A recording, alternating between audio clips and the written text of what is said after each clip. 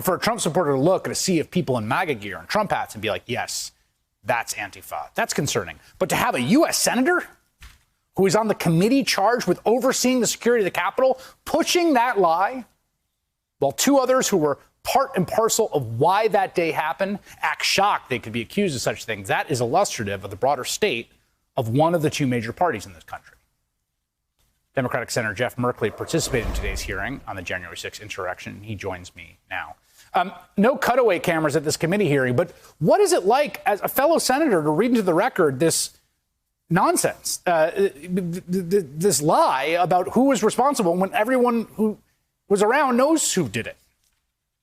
Chris, we had this powerful opportunity to finally hear from some of the key managers of Capitol Security, the Chief of Police, the Sergeant at Arms of the Senate and the House, and then have these colleagues try to turn this hearing into let's perpetuate the big myth.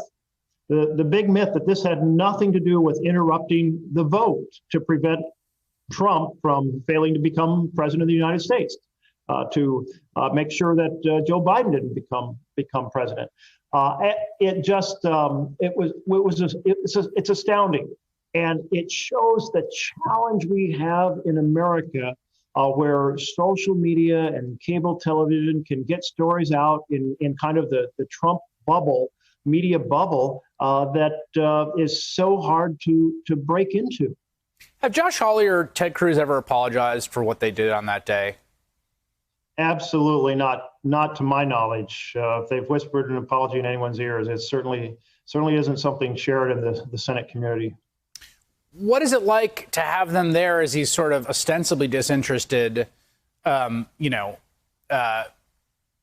don't know, judges in a hearing or investigators, as it were, when, that date became that date. It became the site of this, largely because of Trump, but partly because those senators announced they were going to make it a contest. They were going to force these votes. They were going to draw it out and they were going to fight. And that's what the crowd wanted them to do.